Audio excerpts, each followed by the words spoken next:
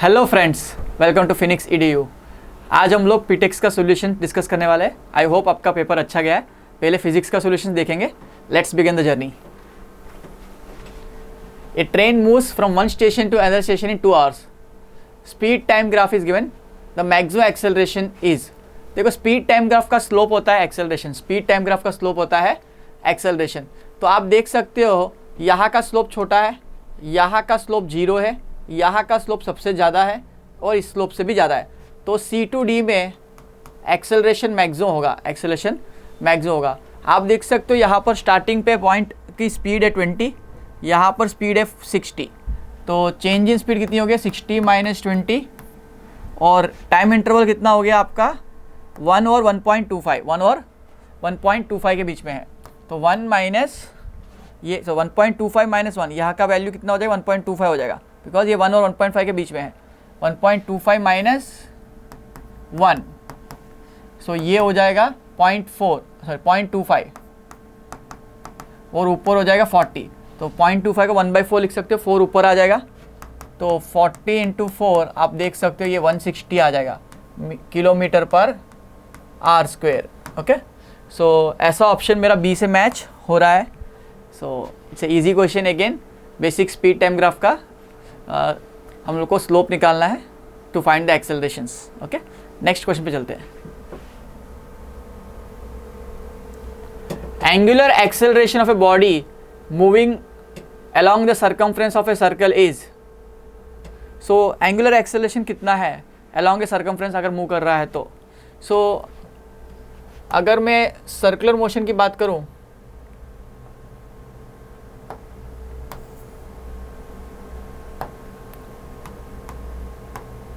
तो अगर कोई सर्कुलर मोशन में अलोंग द सर्कल मूव कर रहा है तो अल्फा या ओमेगा का डायरेक्शन डिटरमाइन करने का तरीका होता है in the direction of velocity. Curl करो फिंगर्स, जहाँ थंब आता है वहाँ पर आपका ओमेगा आता है।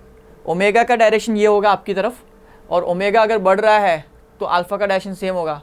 ओमेगा अगर घट रहा है तो अल्फा का डायरेक्शन ओमेगा के ऑपोजिट में होगा। सो ओमेगा के ऑपोजिट या पैरेलल हो लेकिन वो बोर्ड के इस एक्सिस के अलोंग है, मतलब इस रोटेशनल एक्सिस के अलोंग है। सो फर्स्ट ऑप्शन देखो along the axis of rotation, इसका करेक्ट आंसर है। इसका अल्फा का डेफिनेशन होता है dω/dt। जो ओमेगा का डायरेक्शन होगा वही होगा या ऑपोजिट होगा, इधर 0 डिग्रीज, मतलब ओमेगा बढ़ रहा है, अल्फा बढ़ रहा है तो ओमेगा बढ़ रहा है तो ये सेम डैश में आएगा, और ओमेगा घट रहा है तो ओमेगा इस तरफ है, अल्फा इनटू द पेज है। I hope this is clear. Next question में चलते हैं। ये body is drop from certain height and second body is throne downwards with velocity 5 simultaneously. What is the difference of Heights after 3 seconds?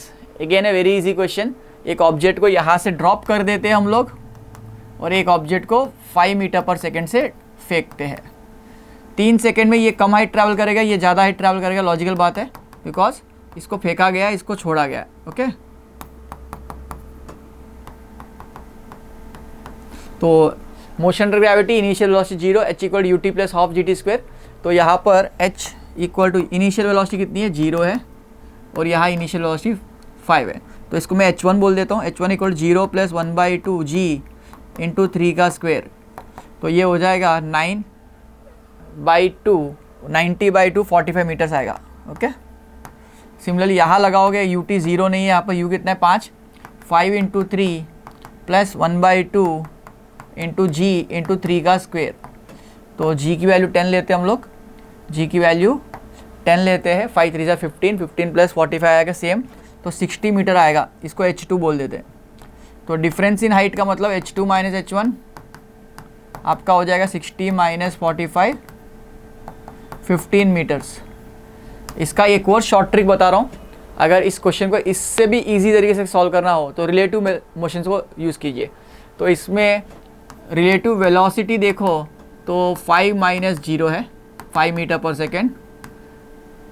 Relative acceleration देखो दोनों का g है, g -g हो जाएगा, मतलब g - g 0 हो जाएगा। तो रिलेटिव एक्सेलरेशन 0 है। तो दोनों सिर्फ फ्री फॉल कांस्टेंट वेलोसिटी से रिलेटिव में मूव कर रहे हैं 3 सेकंड के लिए। तो distance travelled = v relative into time. तो डिस्टेंस कितना है 5, प्लस रिलेटिव एक्सेलरेशन 0 है और रिलेटिव टाइम, टाइम तो सेम ही होता है, 5 × 3, तो ये भी 15 मीटर आ रहा है। तो दोनों केस में आंसर तो सेम ही आ रहा है 15 मीटर्स, बट ये ज़्यादा आसान तरीका है रिलेटिव से, है ना। इसमें दोनों कैलकुलेट किया, सेपरेट किया, इसमें एक ही स्टेप में आंसर ले आए आप। तो आंसर हो जाएगा 15 metres, option number C. I hope this is clear. Next question पे चलते हैं। Which of the following is not use to reduce friction. Friction को घटाने के लिए किसको यूज़ नहीं किया जाता है? तो उसमें आता है सैंड। सैंड को, फ्रिक्शन को यूज़, ऑयल को friction as a lubricant use करते हैं, हम लोग को पता है ना। बॉल बेरिंग्स को रोलिंग फ्रिक्शन रिड्यूस करने में यूज़ करते हैं। ग्राफाइट पाउडर कैरम पाउडर की तरह मतलब स्मूथ मटेरियल होता है जो 2 लेयर्स को फ्रिक्शन कम करने में हेल्प करता है। But sand is not never, sand friction बढ़ाता है, तो इसको यूज़ नहीं करते हम लोग। सो नेक्स्ट क्वेश्चन पे चलते हैं। Unit of power is, kilowatt is definitely unit of power because ये जूल पर सेकेंड ही दिखा रहा है। Kilowatt hour unit of energy है, डाइन यूनिट ऑफ फोर्स है, जूल यूनिट ऑफ एनर्जी है। तो पावर का unit option number 1 kilowatt. Next question पे ट्रैवल करते हैं। Position of a particle moving along x axis given by x equal to -2t cube. X equal to आपको दिया हुआ है -2t cube plus 3t square plus 5 metres, ऐसा दिया हुआ है। The acceleration of particle at the instant velocity become 0। तो पहली बात तो वेलोसिटी तो निकालनी पड़ेगी। वेलोसिटी को 0 करोगे तो जो समय आएगा उस समय पे एक्सेलरेशन पूछा गया है। क्वेश्चन समझो, acceleration of particle velocity is 0। तो पहले तो वेलोसिटी निकालते हैं। वेलोसिटी होता है dx/dt, तो इसका differentiation 3 × 2 -6 t square plus 3 × 2 6 t, 5 का डिफरेंशिएशन 0। तो वेलोसिटी का इक्वेशन आ गया आपको। तो वेलोसिटी को 0 करेंगे तो क्या होगा देखते हैं। 0 = -6t स्क्वेयर प्लस 6t, तो टाइम कितना आया 1 सेकेंड। टाइम आपको आता हुआ दिख रहा है 1 सेकेंड। 60 स्क्वेयर इधर ले आओ, t कैंसिल हो जाएगा, 6/6 1 हो जाएगा। तो आप देख सकते हो टाइम आ जाएगा 1 सेकेंड। तो आपको एक्सेलरेशन ढूंढना है, टाइम = 1 सेकेंड। अब एक्सेलरेशन कैसे ढूंढती है? dv/dt से एक्सेलरेशन ढूंढते हैं dv/dt। इसको डिफ्रेंशिएट करो तो -12t प्लस 6 हो जाएगा। अब इसमें आपको सब्स्टिट्यूट करना है t = 1, t = 1। Acceleration at 1 second हो जाएगा -12 × 1 + 6, that is -6 metre per second square. तो इसका आंसर हो जाएगा, सही आंसर -6, ऑप्शन नंबर सी, है ना। नेक्स्ट क्वेश्चन पे चलते हैं। ये bullet of mass 4 gram is fired horizontally with speed of 300 metre per second into 0.8 kg block. Okay, एक छोटा सा बुलेट है जो 800 ग्राम के ब्लॉक में फायर किया जा रहा है। Then wood at rest on the table is, the coefficient friction between the block and the table is 0.3। How far will the block slide approximately. पहली बात तो ये वुडन ब्लॉक है, 0.8 kg का मतलब 800 ग्राम है, 800 ग्राम का ब्लॉक है, ठीक है। और एक छोटा सा बुलेट जिसका मास 4 ग्राम है, जिसका मास कितना दिया हुआ है 4 ग्राम दिया हुआ है। ये ट्रैवल कर रहा है 300 मीटर पर सेकेंड और टकरा के ये इसके अंदर घुस जाता है और दोनों साथ में चलते हैं। तो यहाँ पर ग्राउंड के साथ जो फ्रिक्शन दिया हुआ है, ये ग्राउंड के साथ जो फ्रिक्शन दिया हुआ है, फ्रिक्शन कोफिशिएंट, तो यहाँ पर ग्राउंड का फ्रिक्शन कोफिशिएंट जो म्यू दिया हुआ है वो 0.3 है, वो 0.3 है। तो टकराने से पहले तो इस ब्लॉक की वेलोसिटी क्या हो जाएगी वो निकालने के लिए हम लोग लगाएंगे मोमेंटम कंजर्वेशन, बिकॉज इस सिस्टम में कोई एक्सटर्नल फोर्स नहीं है। नेट फोर्स अगर 0 है तो P इनिशियल को P फाइनल लगा सकते हैं। तो P इनिशियल = P फाइनल लगाइए आप। तो 4 × 300 मस्ट बी इक्वल टू, अब इसके अंदर आ जाएगा तो 804 हो जाएगा। टोटल मास हो जाएगा 804 × V। तो V की वैल्यू 4 × 300/804, ये आपका वेलोसिटी आ जाएगा, कॉमन वेलोसिटी। अब टकराने के बाद इसका जो सिचुएशन है, इसके अंदर बुलेट घुस गया, मास हो गया 804 ग्राम।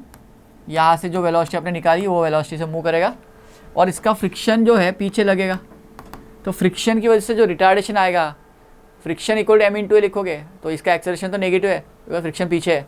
तो acceleration value m × a = μmg। Friction की मैक्सिमम वैल्यू जो होगी F max जो होगा वो म्यू एम जी होगा और काइनेटिक फ्रिक्शन लगेगा बिकॉज बॉडी मोशन में आ गया। इक्वल टू एम इंटू ए करो तो मास कट जाएगा, तो आपका एक्सेलरेशन हो जाएगा म्यू जी।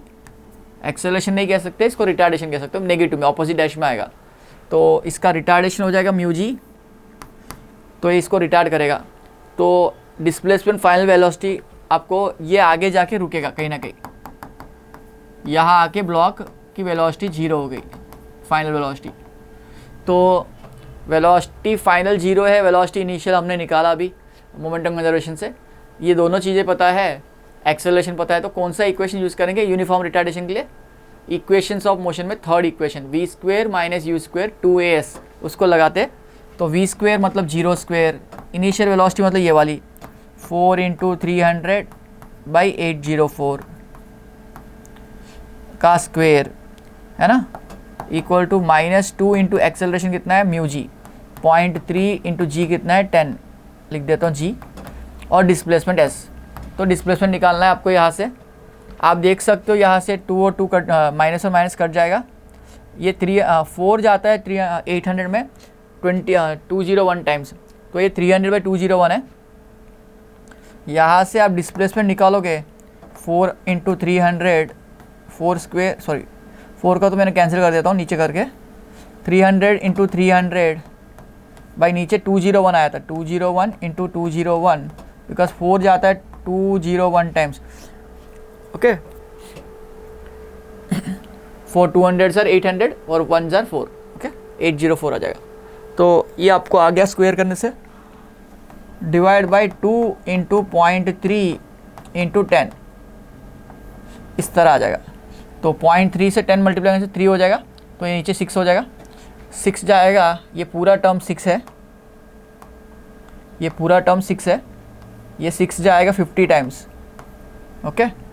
तो 300 इंटू 50/201 इसको सॉल्व करेंगे तो आपका डिस्प्लेसमेंट की वैल्यू 0.379 मीटर्स आती हुई दिखेगी। थोड़ा सा कैलकुलेशन बिकॉज ऑप्शंस बहुत सारे क्लोज दिए हुए हैं, 0.379, अच्छा ऑप्शंस दूर दूर दिए तो आप इसको सोच सकते हो इजीली, बिकॉज ये 0.7 है, 0.1 है, 0.5 है, तो आप इसको इजीली देख सकते हो। 300/200 मान लो इसको, तो 3/2 हो जाएगा, है ना, और 50/200 1/4 में आ जाएगा, तो 3/24 ऐसा 1/8 जैसा आ जाएगा, है ना।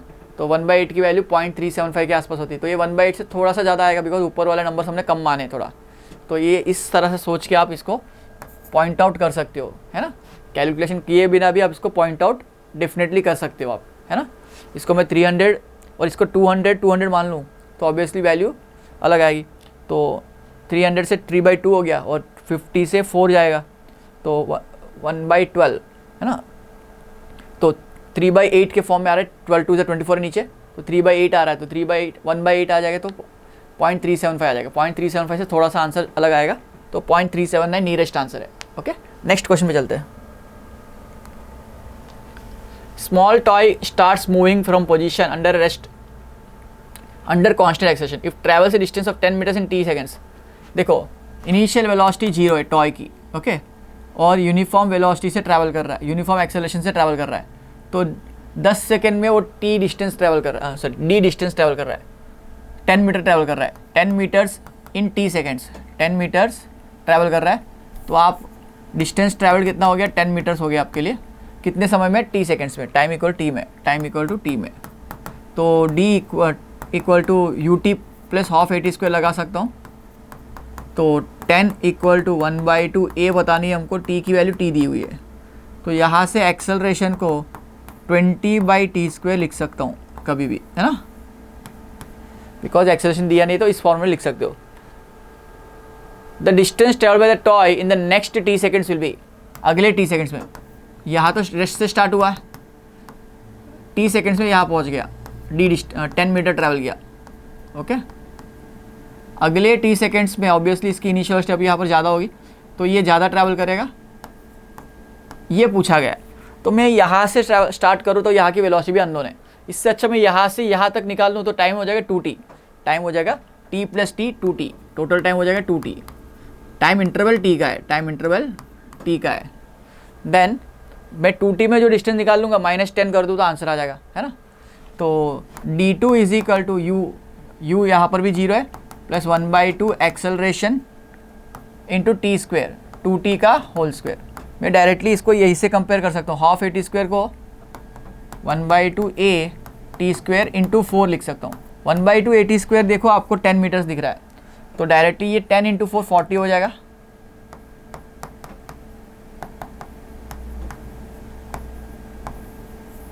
तो d2 जो है 40 मीटर्स है, d2 कौन सा माना, ये टोटल डिस्टेंस को d2 माना मैंने, बट हमको पूछा ये वाला डिस्टेंस, तो ये वाला डिस्टेंस मैं कैपिटल D मान रहा हूँ। कैपिटल D क्वेश्चन में क्या पूछा गया है, capital D is basically d2 minus small d, that is 40 minus 10, ये आ जाएगा 30 मीटर्स। 30 मीटर्स इसका सही आंसर होगा, तो मेरा ऑप्शन नंबर सी इसका करेक्ट आंसर है। नेक्स्ट क्वेश्चन पे चलते हैं। I hope you enjoy this, it's a little calculative but tough नहीं है, टफ नहीं है, बेसिकली सोचना है 2 बार और इजीली आ जाएगा।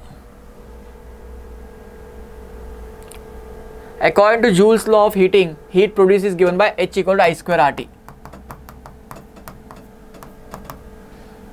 Errors in current, that is delta I by I का परसेंटेज दिया हुआ है, कितना दिया हुआ है आपको 3%। डेल्टा R by R का परसेंट आपको दिया हुआ है 4%। डेल्टा T by T का परसेंट आपको दिया हुआ है 6%। Okay, then what is the percentage error in measurement of heat. तो ये पावर्स वाला इक्वेशन है, प्रोडक्ट और पावर्स दोनों यूज़ करने। आप यूनिट्स एंड डायमेंशन लगाइए। Delta H by H can be written as 2 times delta I by I into delta R by R, sorry, plus delta R by R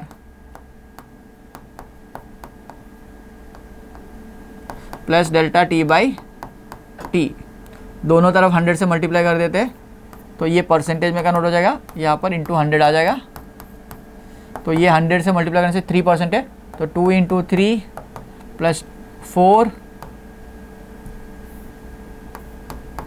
plus इसका 6%। Okay, 6 plus 6 12 plus 4 16% आ रहा है, 16% error आएगा। 16% error option number B से match हो रहा है। Again easy question from units and dimension. अगले question पे चलते हैं। स्पीड ऑफ ब्लॉक को x equal to AT square दिया हुआ है, y equal to BT square दिया हुआ है। स्पीड ऑफ पार्टिकल, तो स्पीड निकालने के लिए मैग्नीट्यूड चाहिए, तो पहले velocity in x direction, velocity in y direction निकाल लेते हैं। वेलोसिटी इन x डायरेक्शन इसको डिफरेंशिएट करने से आता है dx बाई dt, तो हो जाएगा 2AT, और वेलोसिटी इन y डायरेक्शन के लिए हो जाएगा dy by dt 2BT। Okay, आपको Vx और Vy आ गए, तो स्पीड हो जाएगा Vx square plus Vy square का root net magnitude, because vector form में Vx i cap plus Vy j cap लिख सकते हो, तो नेट मैग्नीट्यूड क्या हो जाएगा, ये दोनों का स्क्वेयर। तो आप देख सकते हैं 2t सब में आ रहा है कॉमन, तो 2t को बाहर निकाल दो, अंदर रूट बचेगा यहाँ पर a स्क्वेयर और यहाँ बचेगा b स्क्वेयर। तो आपका स्पीड का value a square plus b square के फॉर्मेट में चला जाएगा।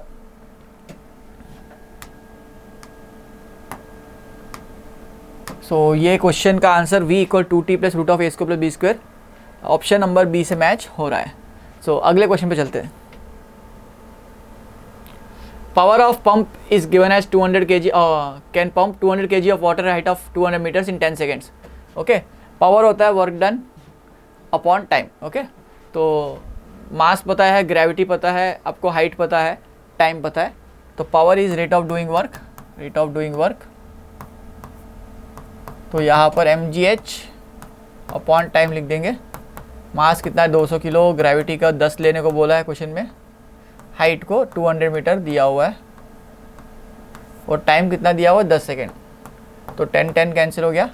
आप देख सकते हो 4 इंटू 40,000 आ रहा है, 40,000 को मैं 40 किलोवाट लिख सकता हूँ। तो मेरा आंसर किलोवाट में पूछा गया क्वेश्चन में, तो 40 आंसर हो जाएगा, 40 आंसर हो जाएगा। अगले क्वेश्चन पे चलते हैं। Motion of particle along the straight line is given by x equal to 8 plus 12t minus t cube. Retardation of particle when velocity becomes 0। Similar question हमने किया हुआ है, तो इसमें वेलोसिटी पहले फाइंड करते हैं dx बाई dt से, वेलोसिटी फाइंड करते हैं dx बाई dt से, तो 12 माइनस 3t स्क्वायर हो जाएगा। इसको 0 करें, वेलोसिटी 0 होने का कंडीशन फाइंड करते हैं, 12 इक्वल टू 3t स्क्वायर या t इक्वल टू 2 सेकेंड।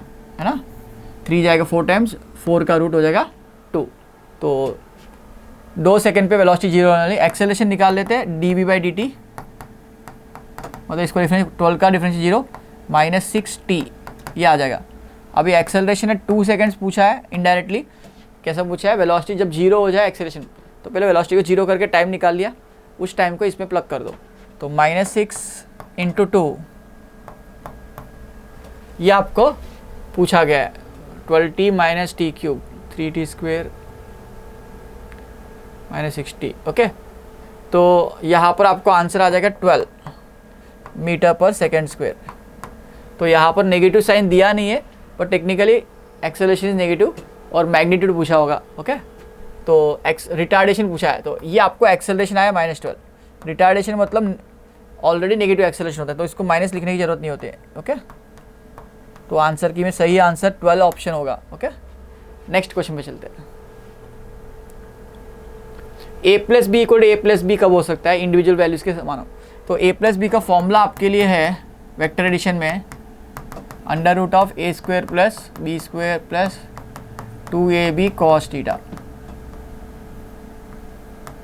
तो आप सोच सकते हो अगर ये a+b के बराबर हो जाए इंडिविजुअल वैल्यूज के, तो ये a+b होल स्क्वायर होना चाहिए। होल स्क्वायर होने के लिए cos θ 1 होना चाहिए। cos θ 1 होता है 0 डिग्रीज पे।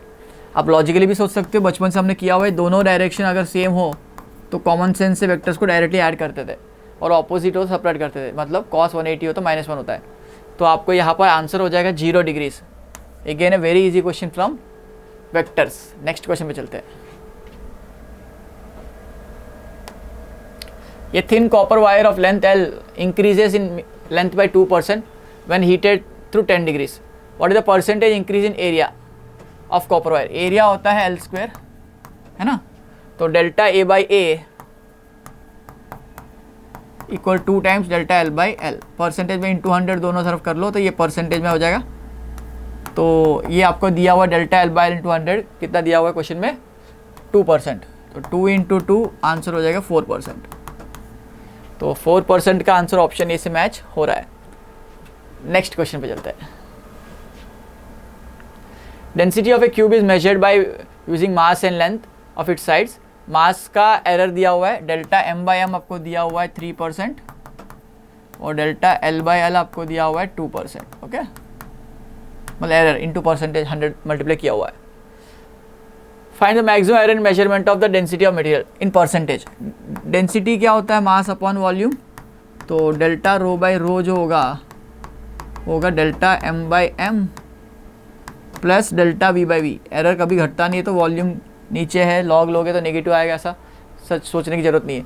इसको डायरेक्टली आपको ऐड ही करना है, तो m/m और डेल्टा v/v कर सकते हो। तो डेल्टा ρ/ρ मास, अब मास के लिए डायरेक्टली 3% दे दिया है। डेल्टा v/v क्या हो जाएगा? बिकॉज वॉल्यूम होता है L3, तो delta v 3 times delta L/L होता है। ओके, तो इनडायरेक्टली 3 टाइम्स 2% होगा, तो इसको मैं 3 + 3 × 2 लिख सकता हूँ। तो 6 + 3 9%। 9% इसका आंसर हो जाएगा। डेल्टा ρ/ρ का आंसर 9% हो जाएगा। अगले क्वेश्चन पे जाते हैं हम लोग ऑलमोस्ट 15 क्वेश्चंस कर चुके हैं, 10 क्वेश्चन और बाकी है। Least count of stop watch is 1/5 seconds. मतलब आपको डेल्टा t दिया हुआ है 1/5। Time of oscillation for 20 oscillations of pendulum is time, total time दिया हुआ है 25। The percentage error in measurement of the time. Percentage error क्या होता है? Delta t/t × 100। तो रेट ऑफ डेल्टा t कितना है? 1/5 डिवाइड बाई टाइम कितना है? 25 × 100। तो 25 जाएगा 4 टाइम्स, 4/5 होता है 0.8। 0.8% एरर आएगा। तो 0.8 मेरा ऑप्शन नंबर बी से मैच हो रहा है। अगले क्वेश्चन पे स्टार्ट करते हैं। Radius of sphere is measured as this much, 7.5 और 0.85 सेंटीमीटर्स है। ओके, एरर इसमें 0.85 का है। Suppose the percentage error in volume is x, then the value of x is. Okay, तो रेडियस आपको दे दिया है, तो एरर हो जाएगा 3 टाइम्स डेल्टा। देखो वॉल्यूम का फॉर्मूला क्या होता है? 4/3 πr³ होता है। तो डेल्टा v/v जो होगा वो 3 टाइम्स डेल्टा r/r होगा, है ना। परसेंटेज एरर भी पूछा है आपको, है ना। तो आप देख सकते हो delta R by R, 3 into delta R कितना है 0.85 बाई 7.5 इंटू 100 करना पड़ेगा, परसेंटेज में चाहिए तो। ओके, तो आप देख सकते हो इसको 15/2 लिख सकते हो, और ये ऊपर 8.5 लिख सकते हो, 2 ऊपर आ जाएगा, 6 इंटू 15, 6 इंटू 8.5 बाई 15 इंटू 100। तो इसको थोड़ा सा कैलकुलेट करो आप इजीली इस पर, 15/2 15 जाएगा 3 में 5 टाइम्स, 2 ऊपर 2/3 हो जाएगा।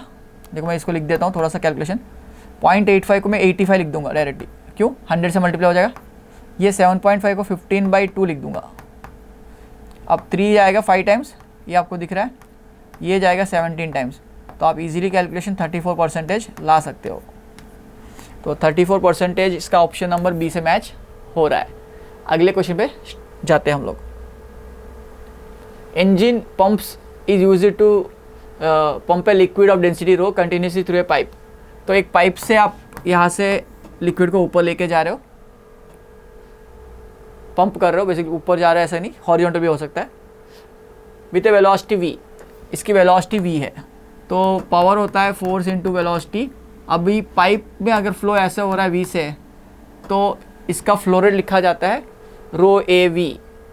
ओके, रो ए वी, और टकरा के इसकी velocity, the rate of at which kinetic energy is imparted. अब फोर्स इंटू वेलोसिटी एक फॉर्मूला हो सकता है, या kinetic energy change per unit time भी एक फॉर्मूला हो सकता है ना। इसके अलग अलग फॉर्मेट्स हो सकते हैं। तो हम लोग फोर्स का फॉर्मूला क्या हो जाएगा, फोर्स का फॉर्मूला हो जाएगा momentum change upon time, momentum change upon time.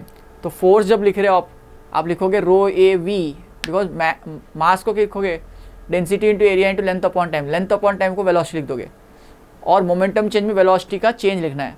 तो यहाँ पर कंटिन्यूसली पंप कर रहे हो आप, है ना, तो आपका यहाँ पर वी एवरेज लिया जाता है फोर्स में, बिकॉज ये कंटिन्यूस प्रोसेस है। तो अगर इंस्टेंट के लिए पूछा तो उस इंस्टेंट की वेलोसिटी लिखते, और पूरे through out the given time interval में पूछा जाए तो एवरेज वेलोसिटी लेते। तो फोर्स में आ जाएगा momentum change by time into v average, that is v plus 0/2, है ना। इनिशियल वेलोसिटी तो 0 थी। यहाँ पर मोमेंटम चेंज में आ जाएगा आपको मास dm/dt, that is mass into velocity by time. Final momentum 0 है, यहाँ पर भी v/2 आ जाएगा। मास अपॉन टाइम को रो ए L/T को मैं v लिख सकता हूँ, इंटू v v स्क्वेयर/2 हो जाएगा। L/T भी एक v हो जाएगा, तो 1/2 रो ए वी क्यूब हो जाएगा, 1/2 रो ए वी क्यूब इसका आंसर हो जाएगा। तो इस तरह का आंसर मेरा ऑप्शन नंबर ए से मैच हो रहा है। अगले क्वेश्चन में चलते हैं। 150 metre long train is moving in north. तो एक बड़ी सी ट्रेन है, 150 मीटर, इतना तो होता ही है, और ज़्यादा कभी कभी 1 किलोमीटर की भी होती ट्रेन, है ना। और ये ट्रैवल कर रही है कितने स्पीड से, 10 मीटर पर सेकेंड, और नॉर्थ की तरफ जा रही है। ये parrot is flying towards south with a speed of 5 metre per second. South तो क्या हुआ, ऑपोजिट हो गया, है ना। तो एक पैरेट है जो जा रहा है 5 मीटर पर सेकेंड साउथ में, मतलब ऑपोजिट में जा रहा है। ओके, तो इनकी रिलेटिव वेलोसिटी कितनी होगी, 15, 10 माइनस ऑफ -5। तो v रिलेटिव कितना हो गया, 10 माइनस ऑफ 5। तो 15 metre per second relative velocity है, तो time taken is equal to distance by v relative. Distance कितना है, 150 मीटर इसको कवर करना है। तो ऑब्वियसली इधर आ रही तो इधर आ रही तो जल्दी कवर होगा, सेम डैश में तो सब्ट्रैक्ट होता। तो यहाँ पर 150/v रिलेटिव कितना हो गया आपका, 15। तो आप देख सकते हो इजीली 10 सेकेंड इसका आंसर आ जाएगा, 10 सेकेंड इसका राइट आंसर हो जाएगा। तो 10 सेकेंड्स ऑप्शन नंबर डी से मैच हो रहा है। एक cube has a side of 1.2 10⁻³ calculate volume. तो क्यूब का लेंथ कितना दिया आपको, 1.2 10⁻² मीटर। तो इसमें आंसर में देखो सारे ऑप्शन सिमिलर दिख रहे हैं, तो इसमें एक्चुअली कैलकुलेशन करना नहीं है। एक स्मार्ट तरीका है ये क्वेश्चन, ईजीली आप कैसे सॉर्ट करोगे, सिग्निफिकेंट डिजिट्स देख के। तो इसमें क्वेश्चन में 2 डिजिट का आंसर क्वेश्चन है, 2 सिग्निफिकेंट डिजिट्स है, तो आंसर में भी 2 डिजिट्स होने चाहिए। तो मैं डी ऑप्शन में देख सकता हूँ इसमें 4 सिग्निफिकेंट डिजिट्स दिख रहे हैं, तो ये गलत है ना। आप सी ऑप्शन में देखो 3 डिजिट्स दिख रहे हैं, तो ये गलत है। बी में भी 3 दिख रहे हैं, तो ये गलत है। ए में देखो 2 ही दिख रहे हैं, तो ये सही है। तो इतना इजी कैलकुलेशन था, इसमें कुछ कैलकुलेशन करना नहीं है आपको। एल क्यूब करके वैल्यू जो आएगी ऐसे भी आ सकती है, आप कितना एक्यूरेट ले रहे हो, बट हमको सिग्निफिकेंट डिजिट चेक करना है। इस क्वेश्चन में 2 डिजिट दिए, तो आंसर में भी 2 डिजिट का देना है। नेक्स्ट क्वेश्चन पे चलते हैं।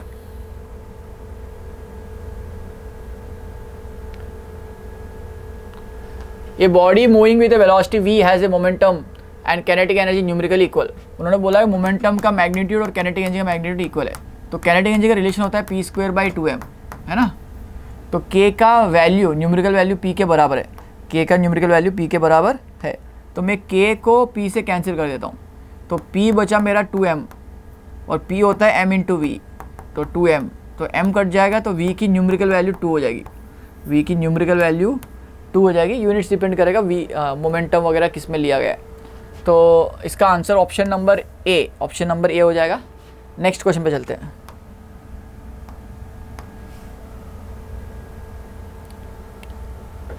Given velocities a cap is 2i cap 3j cap. तो वेक्टर फॉर्म में इसको दिया गया है a कैप को, x में 2i कैप है, y में 3j कैप है। ओके, मतलब 3j कैप, तो ये a वेक्टर आपका ऐसे, मतलब ये कंपोनेंट इसका 2i कैप है और ये कंपोनेंट अगर मैं देखूं तो ये 3j कैप है। The angle between the a and y axis, मतलब ये एंगल पूछा गया अल्फा। तो देखो ये दोनों लाइंस पैरेलल है, तो ये भी 2 अल्फा। मैं इस डायग्राम को देखूं ऐसे, तो ये 3 है y में, x में 2 है, अल्फा है। तो tan अल्फा को अपोजिट बाय एडजेसेंट लिख सकते हो, अपोजिट 2 एडजेसेंट में 3, अल्फा की value tan inverse 2/3। Very easy question. Next question पे चलते हैं। Let's go to the next question. Resistance R = V/I and V is given and I is given, what is the error in R। तो देखो R की value V/I है, तो delta R/R = delta V/V plus delta I/I। Percentage में चाहिए तो into 100 कर लेंगे, इंटू 100 कर लेंगे। तो डेल्टा V कितना है आपको 5 और V कितना है 100, डेल्टा I कितना है 0.2 और V कितना I कितना है 10। आपको इंटू 100 मल्टीप्लाई करना है बाहर से, 100/100 1 हो जाएगा, तो ये हो जाएगा 5, 100/10 10 हो जाएगा, 10 इंटू 0.2 2 हो जाएगा। तो 7% आपको आंसर आ जाएगा। डेल्टा R/R में 7% का एरर हो जाएगा। ऑप्शन बी से मेरा आंसर मैच हो रहा है। नेक्स्ट क्वेश्चन पे चलते हैं। Ball is rolled off the edge of a horizontal table with a speed of 4 meters per second. It hits the ground after 0.4 seconds. What is the statement given below is true? तो देखो एक table था, यहाँ से एक ball को role कराया और उसकी स्पीड कितनी है, जब यहाँ गया 4 मीटर पर सेकेंड, तो ये पैराबोलिक पाथ लेके ऐसे गिरेगा। तो बोल रहा है कि ग्राउंड को टच करता है 0.4 सेकेंड्स के बाद, उसका मतलब टाइम ऑफ फ्लाइट दे दिया। यहाँ पहुँचने का टाइम जो है, टाइम दे दिया आपको 0.4 सेकेंड्स। तो जब यहाँ पहुँचा, इसकी इनिशियल वेलोसिटी वाई डैश में कितनी थी, 0 थी, और ये हाइट आपको टेबल की हाइट पता नहीं है, तो सारी चीज़ें चेक करनी होगी। तो first option it hits the ground horizontal distance of 1.6 metres from the edge. तो ये डिस्टेंस ऑब्वियसली 1.6 मीटर्स होगा, ये तो सही है। Okay, because distance horizontal is equal to horizontal speed into time. तो देख सकते हो 4 × 0.4 आपको 1.6 मीटर्स दिख रहा है, ये तो सही है। तो ये ऑप्शन सही है, लेकिन ये मल्टी करेक्ट भी हो सकता है, बिकॉज नीचे ऑप्शन में ए और सी, बी और डी ऐसा कुछ दिया हुआ है। तो दूसरा, ये इनिशियल वेलोसिटी 0 है, तो नीचे जाने का टाइम, हाइट जो है ut plus half JD², you कितना है, u/, 0 है, प्लस 1/2 g कितना है, ग्रेविटी 10, t², t कितना दिया 0.4 का स्क्वेयर, 0.4 का स्क्वेयर। तो यहाँ से हाइट की वैल्यू इजीली आप निकाल सकते हो। 0.4 × 0.4 लिखो, 0.2 × 4, 10 को मल्टीप्लाई करने से 1/2 × 10 × 0.4 × 0.4 लिख दो, ये जाएगा 0.2 टाइम्स, और 10 मल्टीप्लाई करने से हो जाएगा 2, 2 इंटू 0.4 0.8 0.8 इंटू 10 8 हो जाएगा। तो इसका आंसर 8 मीटर्स 0.8 मीटर 0.8 मीटर्स आ जाएगा। हाइट कितनी आ जाएगी? 0.8 मीटर्स आ जाएगी। देखो 10 मल्टीप्लाई कर दिया 2 हो गया, 2 इंटू 0.4 0.8 मीटर्स। तो 0.8 मीटर्स इसकी हाइट है, तो ऑप्शन सी भी सही है। Speed with which hits the ground is 4 metre per second. तो जब यहाँ पर स्पीड टकराएगी तो एक्स में तो वेलोसिटी 4 है, सही है, बट वाई में वेलोसिटी आ जाएगी v equal u plus g t. U तो 0 है, जी कितना है 10, टी कितना है 0.4 सेकेंड्स, तो यहाँ भी 4 हो जाएगी। तो रिजल्टेंट वेलोसिटी 4√2 हो जाएगी। क्वेश्चन में 4√2 नहीं दिया, 4 दिया, इसका मतलब गलत दिया है। तो बी ऑप्शन गलत है। Option D both A and C is the correct answer. Okay, तो इसको केयरफुली एनालाइज करना है। टफ क्वेश्चन नहीं है, बस पहला ऑप्शन देख के मार्क करके बताना, बिकॉज ऑप्शन डी में ए एंड सी दिया होता, सी को भी एटलीस्ट चेक कर लो, है ना। ऑब्वियसली ए दिया है, इसका मतलब ए तो सही आपको पता चल गया था, तो बी ना चेक करो और डायरेक्टली सी चेक करो, क्योंकि ए एंड सी ऑप्शन में दिया हुआ है। अगर सी भी गलत हो गया तो ऑप्शन ए ही करेक्ट हो जाता है ना। चलो last question. 2 masses 2 kg and 3 kg are attached to a end of the string passes over a pulley fixed on the top. The tension and acceleration are। तो देखो question में ऐसे दिया हुआ है, ये इसे फिक्स कर दिया आपने, यहाँ एक मास है बेटा और यहाँ एक मास है। एक एंड पे 2 किलो है, एक एंड पे 3 किलो है। तो यहाँ मान लेते 2 किलो है और यहाँ पर 3 किलो है। तो इसका एक्सेलरेशन और टेंशन निकालना है। तो एक्सेलरेशन निकालने के लिए मैं शॉर्ट ट्रिक बताता हूँ always, net force by net driving force by M total mass. Okay, तो देखो इसका 30 kg चलाने की कोशिश कर रहा है, 3 इंटू जी चला रहा है। 2g जो है ऑब्वियसली क्या होगा, ये नीचे जाएगा ये ऊपर जाएगा, तो 2g नीचे फोर्स नीचे की तरफ है लेकिन डिस्प्लेसमेंट ऊपर हो रहा है, मतलब ये अपोज कर रहा है। तो driving force opposing force by total mass 3 + 2 5। तो 3g minus 2g by 3 + 2 total mass. 3g minus 2g 1g 10 10/5 2। तो एक्सेलरेशन हो जाएगा 2 मीटर पर सेकेंड स्क्वायर और g/5। ओके, ये आपको ऑप्शन आ गया, g/5 एक्सेलरेशन हो जाएगा। अब टेंशन निकालने के लिए आप इसको या इसको यूज़ कर सकते हो, किसी से भी करो, आंसर सेम ही आता है। तो टेंशन निकालने के लिए मैं इसका फ्री बॉडी डायग्राम बना रहा हूँ 2 kg का। तो 2 kg में 2g नीचे लग रहा है, टेंशन ऊपर लग रहा है, ओके, और एक्सेलरेशन ऊपर g/5 का हो रहा है। एक्सेलरेशन कितना हो रहा है? g/5 का हो रहा है। तो टेंशन ज़्यादा होगी तभी ऊपर जा रहा होगा। Tension minus mg equal to m into a. तो t माइनस mg मतलब 2g equal to m into a कितना है? g/5। ओके, तो t equal to 2g plus 2g/5। 2g common कर लो चाहे तो 1 + 1/5 आएगा, 1 + 1/5 आएगा। 6/5, 6 2 = 12, 12g/5 आ जाएगा। ओके, एलसीएम लो 12g/5। तो मेरा एक्सेलरेशन होना चाहिए g/5 और टेंशन होना चाहिए 12g/5। ऐसा ऑप्शन मेरे को डी से मैच होता हुआ दिख रहा है। सो आंसर इसका डी हो जाएगा, आंसर इसका डी हो जाएगा। सो हमने हर एक क्वेश्चन अच्छे से डिस्कस किया है। I hope most of your questions are correct और योर सॉल्यूशंस आर करेक्ट। पैटेक्स 1 दिसंबर का केमिस्ट्री का वीडियो सॉल्यूशन डिस्कस करेंगे। फर्स्ट क्वेश्चन लेते हैं।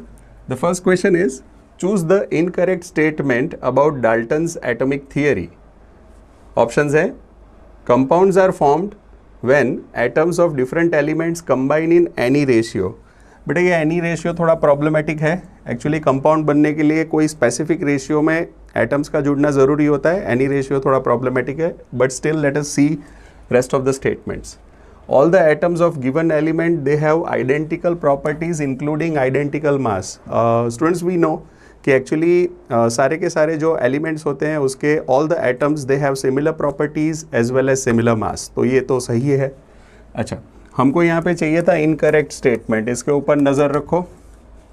Matter consist of indivisible atom. तो बेटा ये स्टेटमेंट भी सही है, matter is actually made up of indivisible atoms. तो ऐसा ही एक्चुअली जॉन डाल्टन ने अपनी एटॉमिक थियरी में कहा था।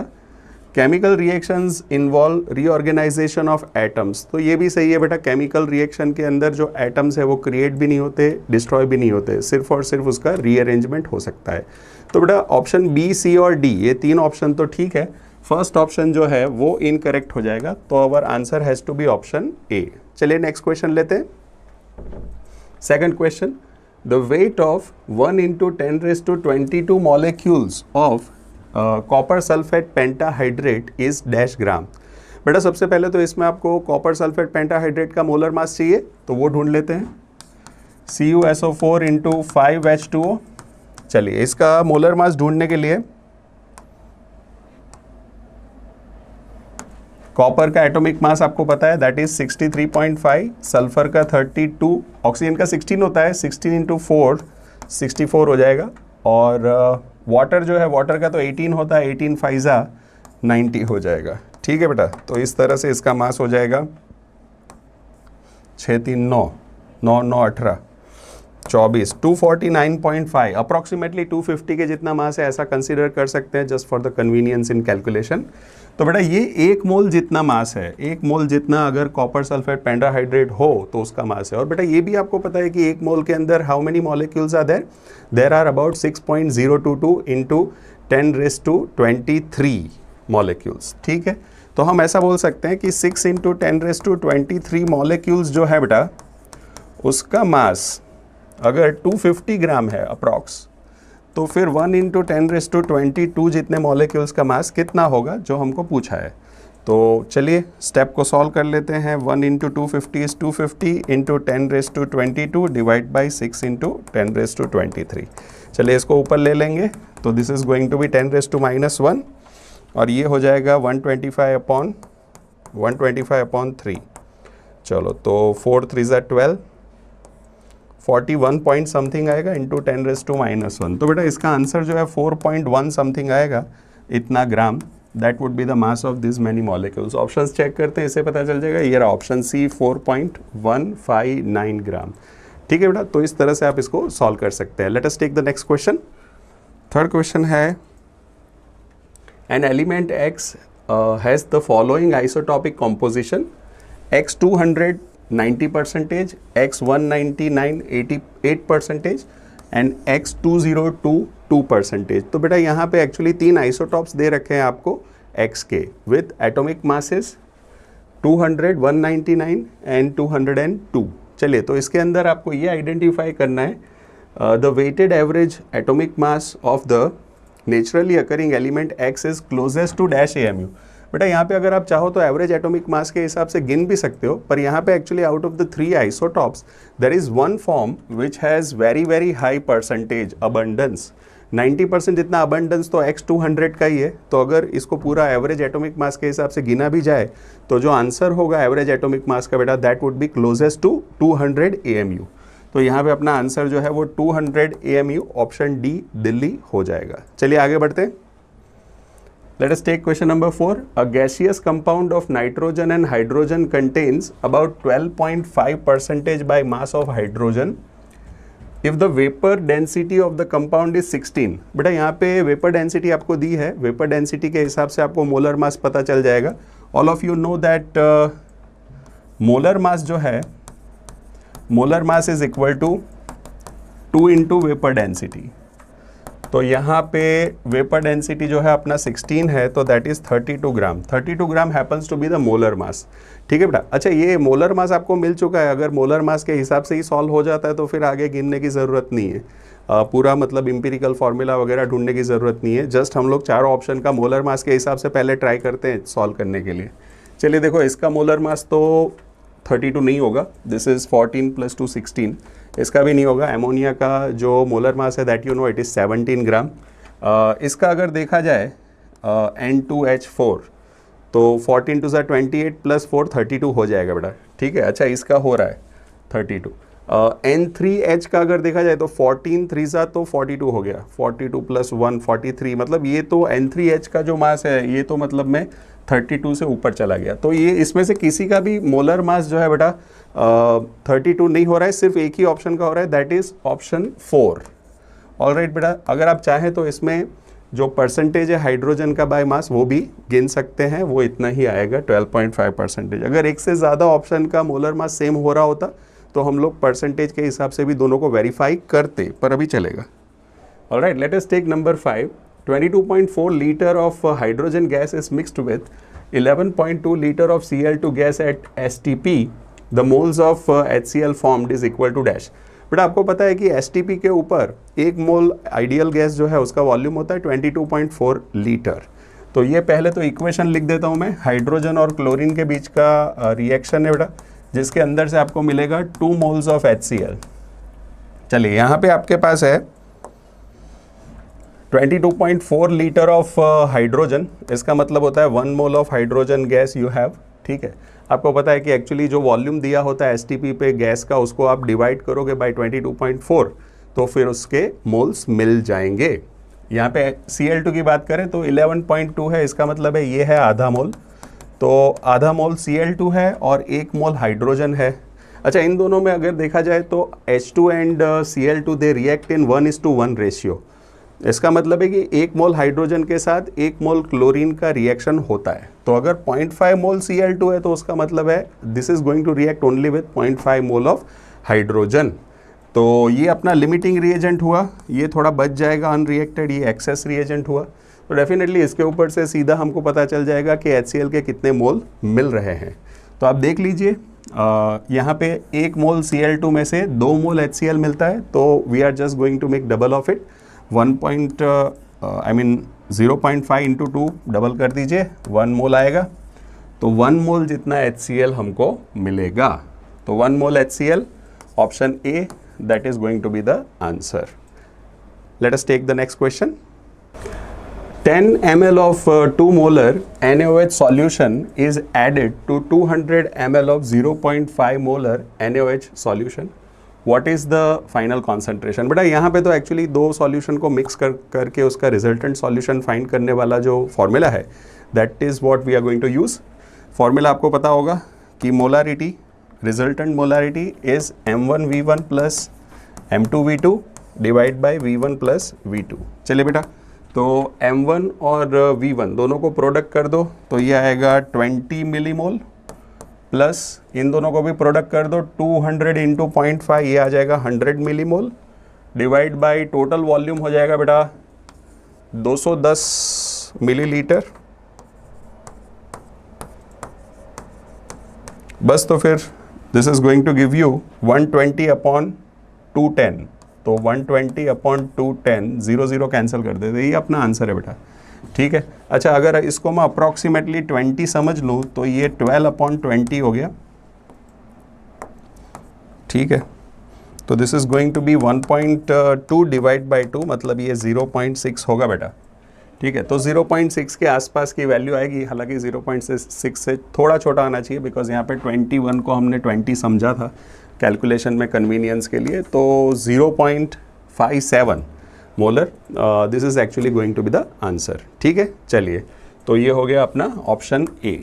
Late us take the next question. 7th one ले रहे हैं. The ratio of number of oxygen atoms in 16 gram of ozone. तो बेटा 16 ग्राम ओजोन है, 28 ग्राम ऑफ कार्बन मोनोऑक्साइड. तो मैं लिख देता हूँ 16 gram ozone, 28 gram of carbon monoxide and 16 gram of O2. 16 gram of O2. इसके अंदर नंबर ऑफ एटम्स पूछ रहे हैं. एवोगैड्रो कांस्टेंट हमको दिया हुआ है 6 × 10⁻23 लेने के लिए. तो ऑक्सीजन का एटम ढूंढना है. तो बेटा सबसे पहले तो हम लोग मोल ढूंढ लेते हैं. गिवन मास अपॉन मोलर मास. तो 16 3 48 इंटू, एक्चुअली हर एक मॉलिक्यूल O3 के अंदर 3 एटम है, इंटू एवोगैड्रो नंबर. तो ये 48 ही हो गया. लगभग Na के जितने ऑक्सीजन के एटम्स आएंगे. अच्छा, इसके अंदर भी आप देख सकते हैं बेटा, कार्बन मोनोऑक्साइड का एक मॉलिक्यूल के अंदर ऑक्सीजन का एक ही एटम है. तो उसका मतलब हुआ 28 given mass upon molar mass. Molar mass भी 28 ही है, इंटू 1 इंटू एवोगैड्रो नंबर. तो this is going to be Avogadro number जितने एटम्स. तो इन दोनों में ऑक्सीजन एटम का जो नंबर है बेटा वो तो सेम ही आ रहा है. अच्छा, O2 की बात करें तो O2 का मोलर मास 32 होगा. तो 16 divide by 32 into, you can see yourself कि O2 का एक मॉलिक्यूल के अंदर there are 2 atoms of oxygen. So into 2 Na. तो ये 32 कैंसिल हो जाएगा. तो this is going to give you Na number of atoms of oxygen. अच्छा, तो ये एक्चुअली सभी तीन केस में ऑक्सीजन एटम का रेशियो ढूंढने के लिए बोला था, तो it is going to be Na:Na:Na। इसका मतलब है अगर मैं Na से तीन को कट कर दूंगा तो यह आएगा 1:1:1। ठीक है बेटा, तो ऑप्शन डी जो है that is going to be the answer, D for Delhi. चलिए आगे बढ़ते हैं, नंबर 8 ले लेते हैं। Which of the following oxide of nitrogen is isoelectronic with CO2। बेटा आइसो इलेक्ट्रॉनिक का मतलब आप जानते हैं, isoelectronic means it should contain same number of atoms, उसके अंदर नंबर ऑफ एटम सेम होने चाहिए, तो नंबर ऑफ इलेक्ट्रॉन सेम होने चाहिए। तो 6 + 8 × 16, तो 16 + 6 इज 22, तो 22 इलेक्ट्रॉन्स हैं इसमें। तो बेटा ये चारों ऑप्शन में आपको खाली वेरीफाई करना है कि विच of the 4 options is actually having the same number of electrons. अगर मैं NO2 की बात करूं तो NO2 के अंदर नाइट्रोजन के अंदर 7 इलेक्ट्रॉन है, ऑक्सीजन के अंदर 8, 8 × 16, तो ये जो आंकड़ा है ये 22 नहीं हो रहा है। N2O नाइट्रस ऑक्साइड की अगर मैं बात करूं, N2O लाफिंग गैस, तो नाइट्रोजन के अंदर 7 है, 7 × 14, और ऑक्सीजन के अंदर 8 है। तो अच्छा ये 22 हो रहा है नाइट्रस ऑक्साइड। बाकी के दो भी अगर आप चाहो तो वेरीफाई कर लो, इसमें 7 और 8 ये तो नहीं होगा, इसमें 7 × 14 और ये 8 × 16, नहीं ये भी नहीं हो रहा है 22। तो इसका मतलब है बेटा आंसर जो है that is B for Baroda, that is going to be the answer. ठीक है, ऑप्शन बी। चलिए नेक्स्ट क्वेश्चन ले ले, number 9। The total number of neutrons in dipositive zinc ion, zinc ion दिया हुआ बेटा dipositive with mass number 70, mass number इसका 70 है। अच्छा जिंक आपको पता है कि जिंक इसका एटॉमिक नंबर एक्चुअली 30 होता है। ठीक है, अच्छा डाई पॉजिटिव है, ऑलराइट।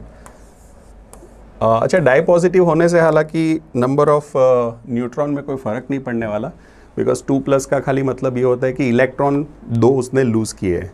ठीक है, चलिए तो उसका मास नंबर अगर 70 है तो आपको पता है कि मास नंबर का मतलब होता है प्रोटॉन का नंबर प्लस न्यूट्रॉन का नंबर।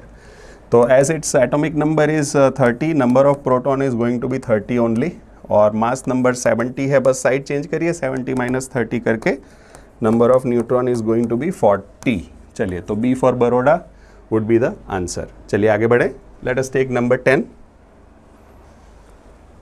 10th क्वेश्चन लेते हैं। The energies E1 and E2 of 2 radiations are 25 electron volt and 50 electron volt respectively. The relation between their wavelength that is λ1 and λ2 will be dash. बेटा आपको पता है कि E energy of photon जो है, कोई भी हालांकि क्वांटा की जो एनर्जी है it is actually denoted by the formula hc/λ।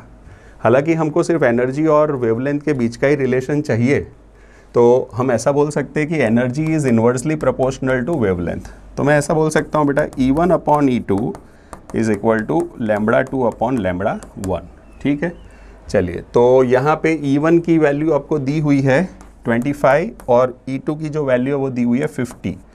So relation जो है λ2 और λ1 के बीच में वो आएगा λ2 इज़ इक्वल टू हाफ λ1 या फिर λ1 इज़ इक्वल टू 2 λ2। इसको अगर साइड चेंज करो, देख लो जरा इसमें से कौन सा वाला दिया हुआ है। अच्छा λ1 इज़ इक्वल टू 2 टाइम्स λ2, ये option B for Baroda, this is going to be the answer. Alright, चलिए आगे बढ़ ले, नंबर 11 लेते हैं। According to Bohr's theory the angular momentum of an electron in 5th orbit is dash. बेटा 5th orbit के अंदर इलेक्ट्रॉन का जो एंगुलर मोमेंटम है वो आइडेंटिफाई करने की हमारे पास फॉर्मूला है, angular momentum L is equal to NH/2π, where n represents the number of energy level. 5th orbit की बात कर रहे हैं तो n की वैल्यू 5 हो जाएगी, 5h/2π, तो 5/2 बेटा हो जाएगा 2.5 h/π। So 2.5 h/π, option B would be the answer. चलिए नेक्स्ट वन ले लेते हैं, number 12। De Broglie wavelength of a car with mass 1000 kilogram and velocity 36 kilometre per our.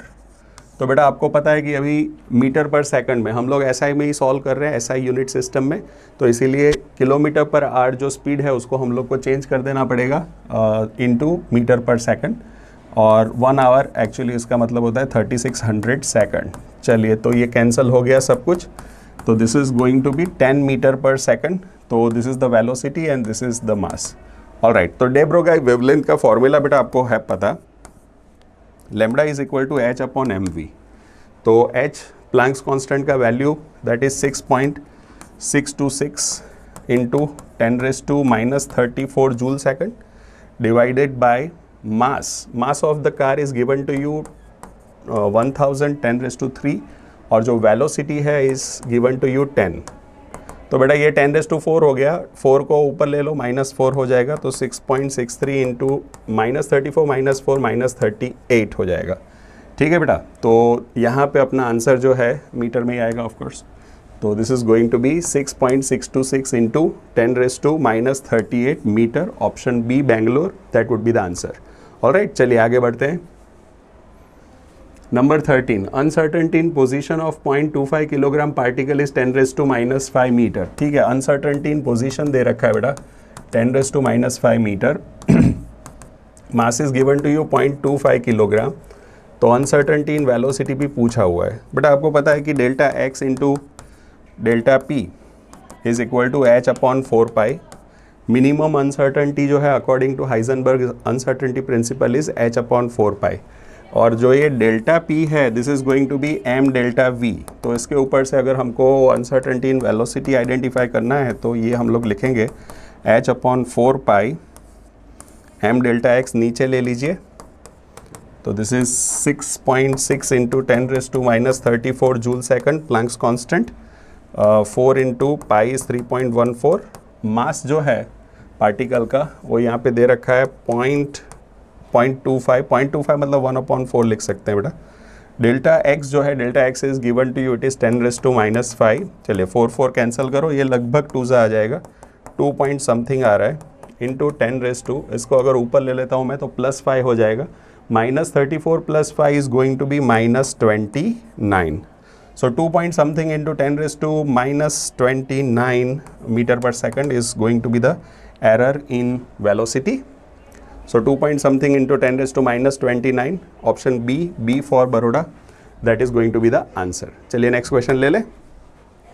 The next question is number 14. Correct set of 4 quantum number for valence electron of rubidium. Rubidium atomic number 37. बेटा आपको पता है कि rubidium actually belongs to the first group of the modern periodic table. हलीना की रब से फरियाद, हलीना की रब से फरियाद. तो उसका मतलब है कि this is an element of 5th period. ये 5th पीरियड का एलिमेंट है रुबीडियम. तो उसका इलेक्ट्रॉनिक कन्फिगरेशन जो है सीधी बात है it is going to be according to NS1. ये 5S1 हो जाएगा. तो बेटा 5S1 के जो इलेक्ट्रॉन है उसके चारों चार क्वांटम नंबर की अगर हम लोग बात करें तो its principal quantum number is going to be 5. इसका एजीम्यूथल क्वांटम नंबर जो है वो 0 होगा क्योंकि S सब शेल में है तो इसीलिए M की वैल्यू तो 0 ही आती है. और जो स्पिन क्वांटम नंबर है वो ±½ हो जाएगा. तो 500 ±½ option A for Ahmedabad is going to be the answer. ठीक है, तो ये हिसाब से हम लोग इसको सॉल्व कर सकते हैं. चलिए नेक्स्ट क्वेश्चन लेते हैं. नंबर 14 के बाद 15. How many electrons can be accommodated in subshell for which n is equal to 3 and l is equal to 1. तो बेटा ये n इज इक्वल टू 3 और l इज इक्वल टू 1 का मतलब होता है we are talking about 3p सब shell. इसके बारे में बात कर रहे हैं हम लोग, 3p के बारे में बात कर रहे हैं. और 3p इसका मतलब है इसके अंदर 3 ऑर्बिटल्स होते हैं, 3px 3py और 3pz. तो ऑफकोर्स इसके अंदर कुल मिला के इलेक्ट्रॉन्स अगर एकोमोडेट करने की बारी आती है तो हम लोग 6 इलेक्ट्रॉन को एकोमोडेट कर सकते हैं. तो maximum electrons that can be accommodated in 3p subshell is 6. Alright, चलिए तो option B for Baroda is going to be the answer. Alright, चलिए नेक्स्ट क्वेश्चन ले ले. Number 16. The long form of the periodic table valence shell electronic configuration of 5s2 5p4. तो बेटा ये actually जो है इलेक्ट्रॉनिक कन्फिगरेशन अपना 16th ग्रुप को सिग्निफाई करता है. ठीक है, 16th ग्रुप को सिग्निफाई करता है. आपको पता है 16th ग्रुप मीन्स काल्कोजेंस. काल्कोजेंस ओ स्टाइल से टेपो लिखो. Oxygen, sulphur, selenium, tellurium, polonium, livermorium, all of these elements are there in group 16 of the modern periodic table. ठीक है। और ये 5th 5 लिखा हुआ है प्रिंसिपल क्वांटम नंबर, उसका मतलब है they are talking about 5th period. तो ये 16th ग्रुप और 5th पीरियड की बात चल रही है। 16th ग्रुप पीरियड 6 नहीं, 16th ग्रुप पीरियड 5, हाँ option C for Chennai is going to be the answer. चलिए नेक्स्ट क्वेश्चन लेते हैं। Number 17, which of the following arrangements represents the increasing order smallest to largest of ionic radii of the given species O2 minus, S2 minus, N3 minus and P3 minus। बेटा इसमें आप समझ सकते हो कि इसमें दो अलग अलग टाइप के सेट हैं।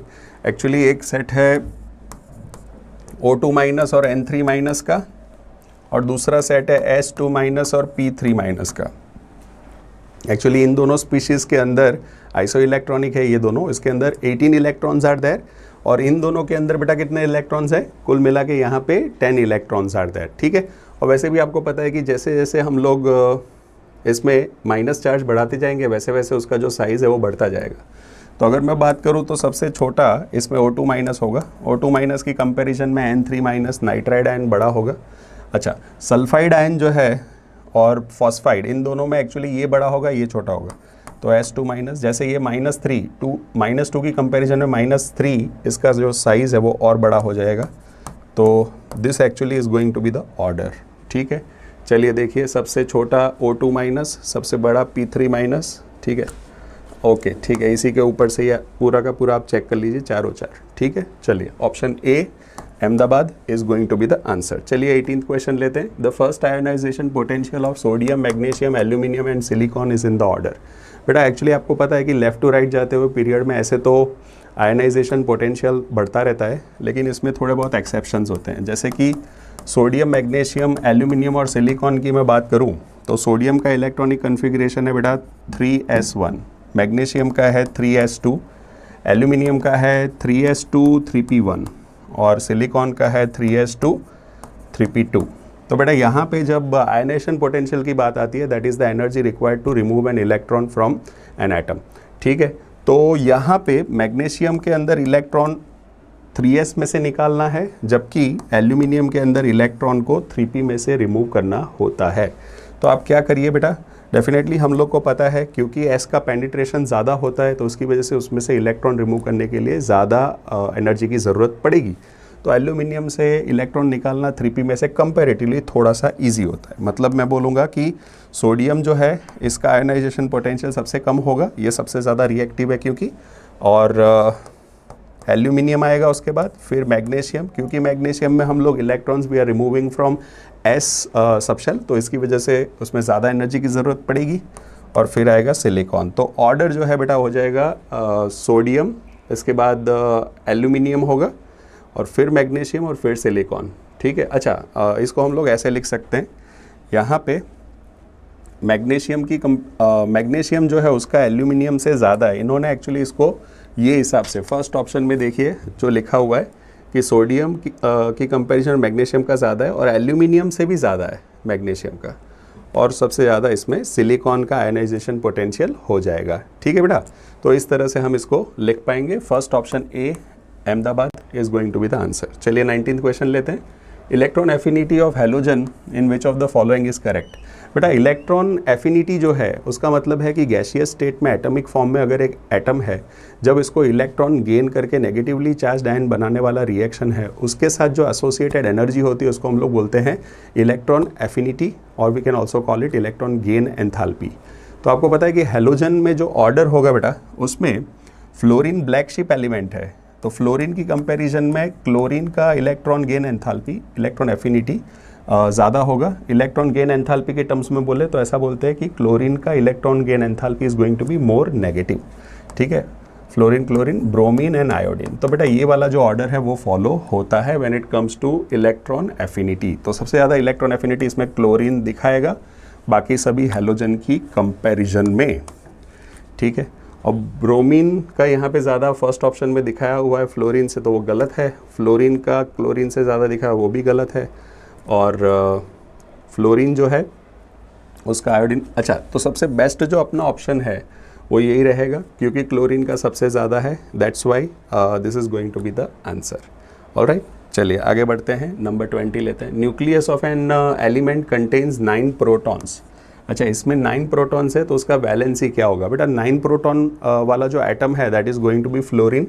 फ्लोरीन का इलेक्ट्रॉनिक कन्फिग्रेशन जो है वो हो जाएगा 2 7, तो डेफिनेटली इसका जो वैलेंसी है, valency is going to be 1। Valency का मतलब होता है combining capacity of an atom, मतलब कि एक एटम को इलेक्ट्रॉन जो गेन करना पड़ेगा या लूज़ करना पड़ेगा in order to complete its octet. तो यहाँ पे फ्लोरीन अपना एक इलेक्ट्रॉन गेन करता है, तो उसी वजह से इसका ऑक्टेट कंप्लीट हो जाएगा। So the valency is going to be 1।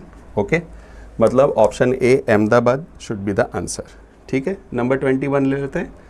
Correct order of metallic character is dash. चलिए बेटा, यहाँ पे कैल्शियम, पोटेशियम और बेरिलियम की बातें चल रही है। ओके, अगर इसको मैं अरेंज करूँ पीरियोडिक टेबल में, इसकी पोजीशन आइडेंटिफाई करें, तो आपको पता है कि पोटेशियम के बाजू में ही कैल्शियम रहेगा, और अगर बेरिलियम की बातें करें तो बेरिलियम ऊपर रहेगा, बेटा मांगे कार स्कूटर। ठीक है, तो ये अपना पोजीशन है।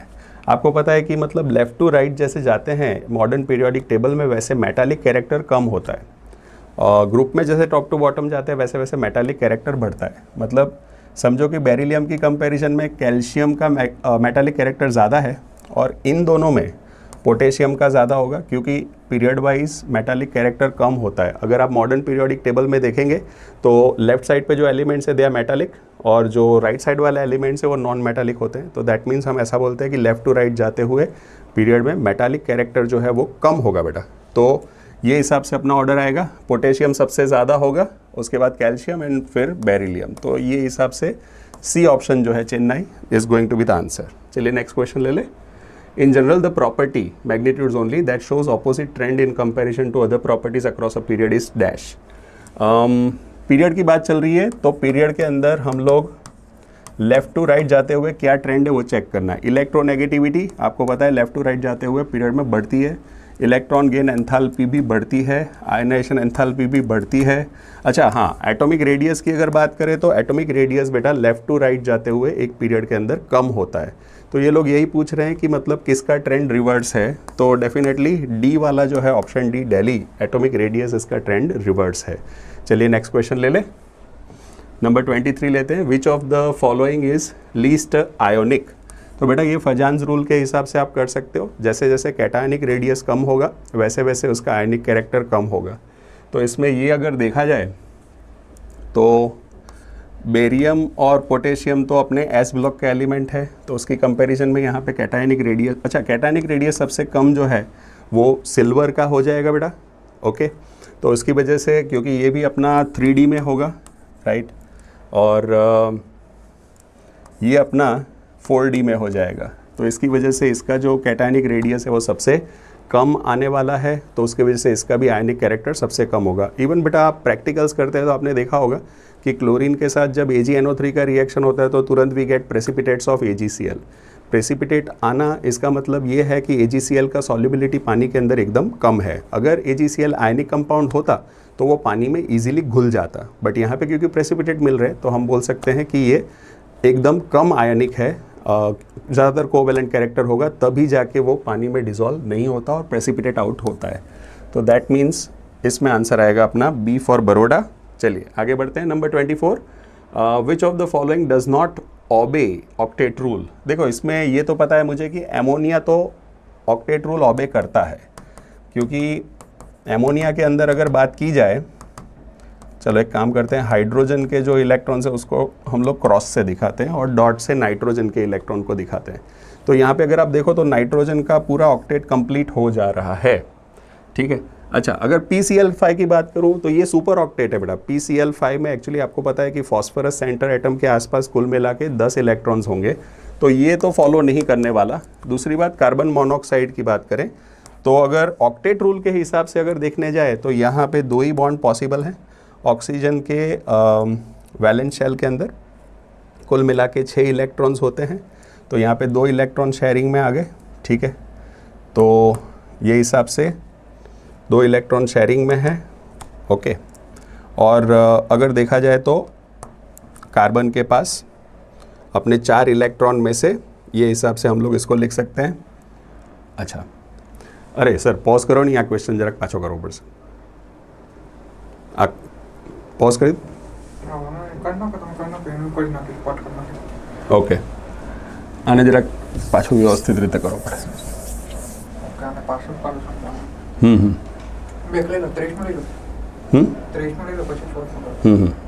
નહીં ઉભા રહો એક મિનિટ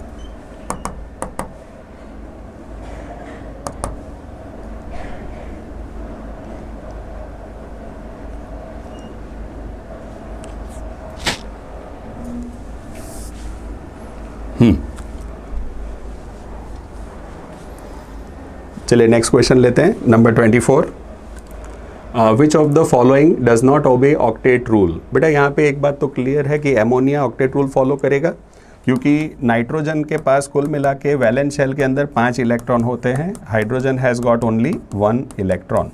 तो अगर देखा जाए तो यहाँ पे अपना जो नाइट्रोजन है उसके पास ऑक्टेट कंप्लीट है, सेंट्रल एटम अपना ऑक्टेट रूल कंप्लीट कर रहा है, तो ये तो अपना आंसर नहीं है। अच्छा PCl5 एक सुपर ऑक्टेट दिखाता है बेटा, आपको पता है कि सेंट्रल एटम फॉस्फोरस के आसपास कुल मिला के 5 क्लोरीन के अगर एटम हम लोग कंसीडर करें तो ये हिसाब से कुल मिला के फॉस्फोरस के आसपास यहाँ पे एक कोवेलेंट बॉन्ड में 2-2 इलेक्ट्रॉन के हिसाब से 10 इलेक्ट्रॉन्स हैं, तो ये सुपर ऑक्टेट है, तो ये तो अपना ऑक्टेट रूल फॉलो नहीं करता है। अगर कार्बन मोनोऑक्साइड की मैं बात करूँ ऑक्टेट रूल के हिसाब से तो इसमें C डबल बॉन्ड O आ सकता है। ऑक्सीजन के पास वैलेंस शेल में कुल मिला के 6 इलेक्ट्रॉन्स है, 2 शेयरिंग में चले गए।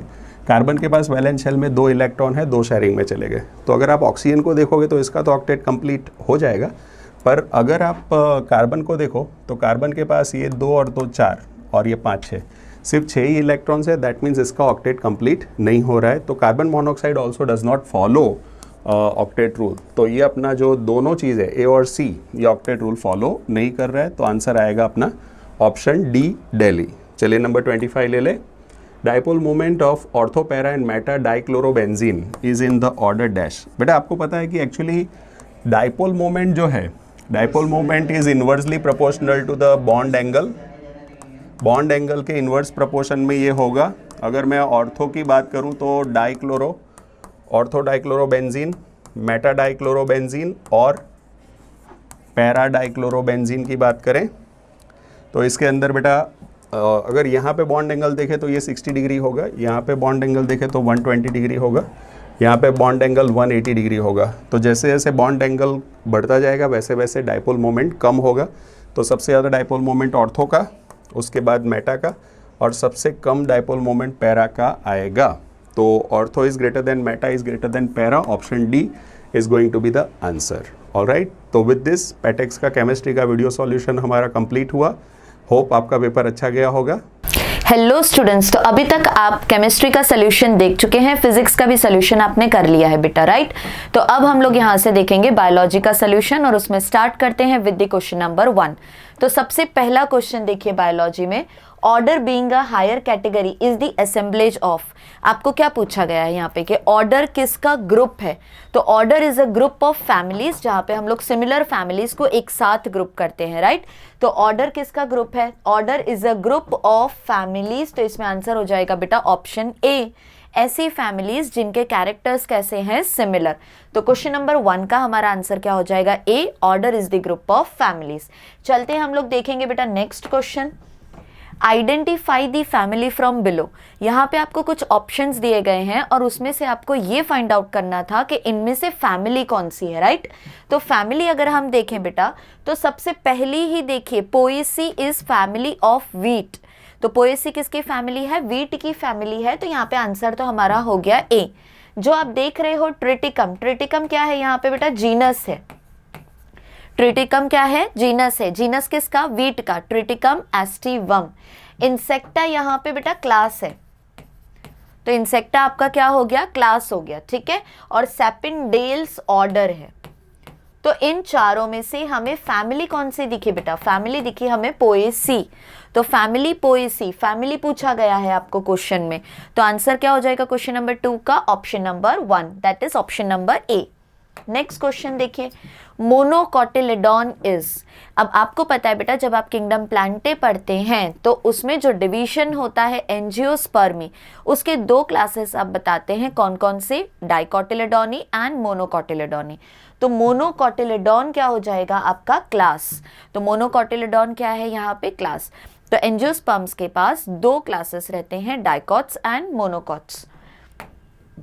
Choose correct pair for family and order. अब आपको यहाँ पे बेटा रिस्पेक्टिवली में आंसर देखना था, पहला फैमिली होना चाहिए और दूसरा ऑर्डर।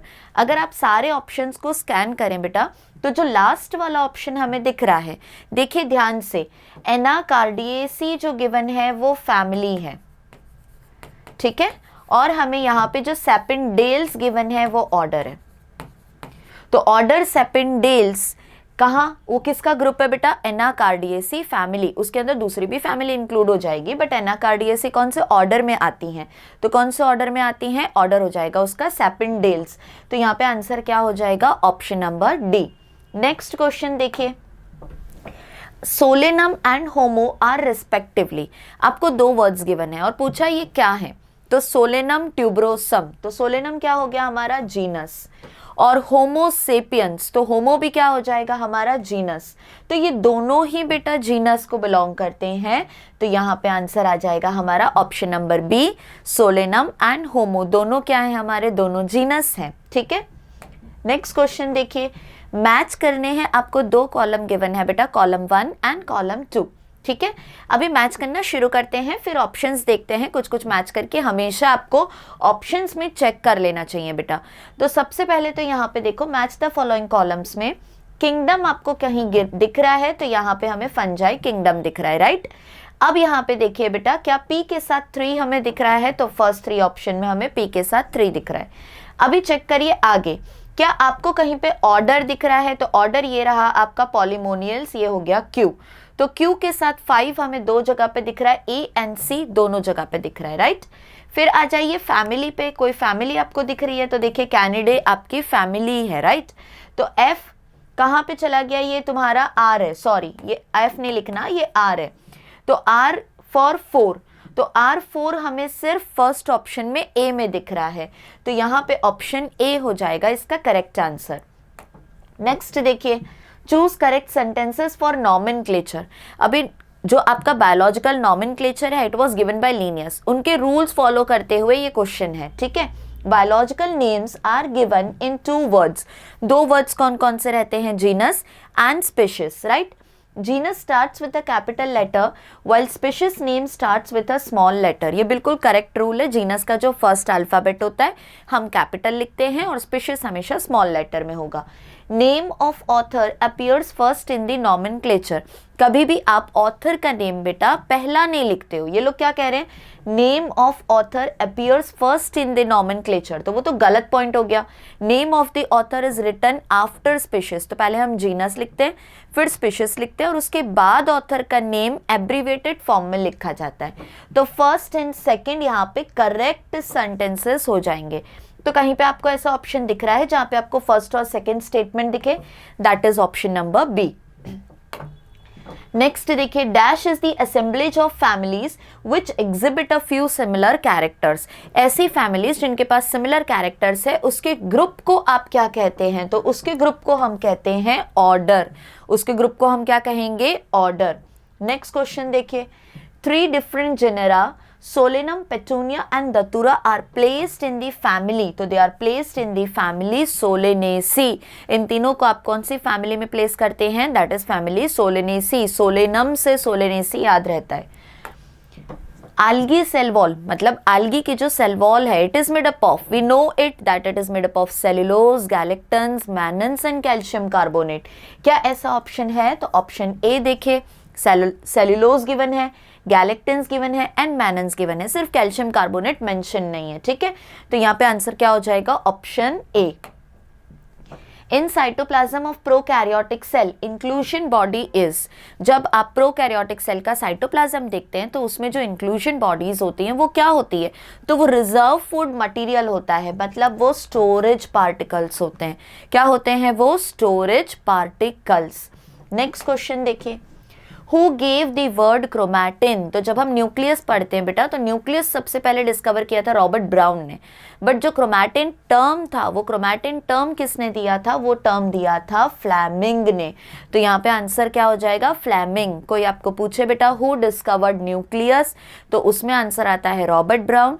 बट अगर कोई हमें कहे कि क्रोमैटिन टर्म किसने दिया था, तो chromatin term was given by Fleming. What is correct for the arrangement in Golgi body? अगर आप देखें बेटा, तो जो सिस फेस है वो कॉन्वेक्स होता है और आपका ट्रांस फेस कॉन्केव होता है। अब जो पहले दो स्टेटमेंट्स हैं वो इसको कॉन्ट्राडिक्ट कर रहे हैं, राइट? अभी आप सी वाला स्टेटमेंट देखिए बेटा, cis and trans are interconnected. तो for their function to perform, cis और ट्रांसफेस एक दूसरे से कनेक्टेड रहते हैं, तो दे आर इंटरकनेक्टेड। हम क्या लिखेंगे बेटा? C option, that is cis and trans are interconnected to each other. Size of a typical eukaryotic cell. अगर हम बेटा बैक्टीरिया की बात करें, तो बैक्टीरिया का जो साइज होता है वो 1 to 2 माइक्रोमीटर होता है, तो वो प्रोकैरियोट्स हो गया। अभी इससे तो कम से कम 10 टाइम्स बिगर हमारा यूकैरियोटिक सेल होता है। तो यूकैरियोटिक सेल का जो साइज रहता है वो कितना रहता है? Around 10 to 20 micrometer. तो यहाँ पे ऑप्शन क्या हो जाएगा बेटा? Option number B. यहाँ पे जो आपको डायग्राम दिख रहा है बेटा, वो किसका है? माइटोकॉन्ड्रिया का। आपको उसमें कुछ लेबल्स गिवन है, लेबल्स में X, Y and Z given है। आपको उन्हें आइडेंटिफाई करके आंसर पता करना था बेटा। तो एक्स जो गिवन है, वो एक्स आपको रिप्रेजेंट कर रहा है मैट्रिक्स। क्या रिप्रेजेंट कर रहा है वहां पे? मैट्रिक्स। तो एक्स इज मैट्रिक्स। अभी ऐसा एक ही ऑप्शन हमें दिख रहा है, फिर भी हम क्रॉस चेक करेंगे। y जो है वो इनर मेम्ब्रेन की इन फोल्डिंग्स रिप्रेजेंट कर रहा है, ये वाला रीजन, तो इट इज क्रिस्टा। और जो z है वो दो मेम्ब्रेन के बीच की स्पेस दिखा रहा है। तो x is matrix, y is Crysta and z is inter membrane space. तो यहाँ पे आंसर क्या हो जाएगा बेटा? Option A. Very easy question, very easy paper, right? What is correct for ribosome?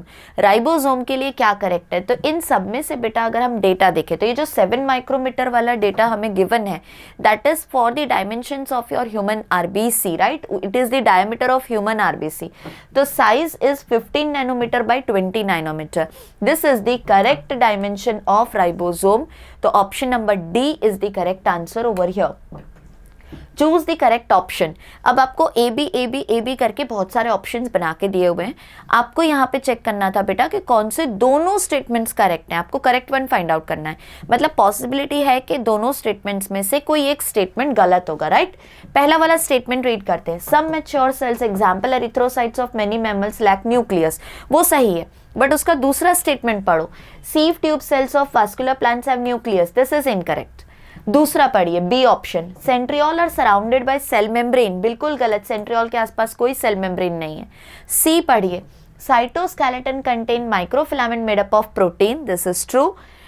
70s ribosome are present in chloroplast, this is again true. तो C जो option है बेटा, उसके दोनों स्टेटमेंट्स यहाँ पे करेक्ट हैं, राइट? नेक्स्ट देखिए, Which of the following pair of organelles does not contain DNA? आपको बोला है उसके पास DNA नहीं होना चाहिए, तो ऑड वन आउट करिए। देखिए यहाँ पे माइटोकॉन्ड्रिया गिवन है, यहाँ पे क्लोरोप्लास्ट गिवन है, यहाँ पे अगेन माइटोकॉन्ड्रिया गिवन है। तो इन सब के पास तो DNA प्रेजेंट है, हमें फाइंड आउट करना है जिसके पास DNA नहीं प्रेजेंट है। तो आंसर हो जाएगा option C, that is lysosome and vacuoles. Next question देखिए, find out the correct option on the basis of following diagrams. अभी आपको डायग्राम्स देखो, यहाँ पे साइड में गिवन है बेटा। जो ए वाला लेबल आपको दिख रहा है, दिस वन, जो ए लेबल आपको दिख रहा है वो सैटेलाइट है। तो ए सैटेलाइट बेटा हमें पहले दोनों ऑप्शन में दिख रहा है। जो बी दिख रहा है हमें, वो प्राइमरी कंस्ट्रक्शन है। तो क्या कहीं पे हमें सेंट्रोमियर बी में दिख रहा है? यस बेटा, यहाँ पे है। ए सैटेलाइट है। सी चेक करो, शॉर्ट आर्म है, और डी लॉन्ग आर्म है। मतलब option B is the correct answer for that.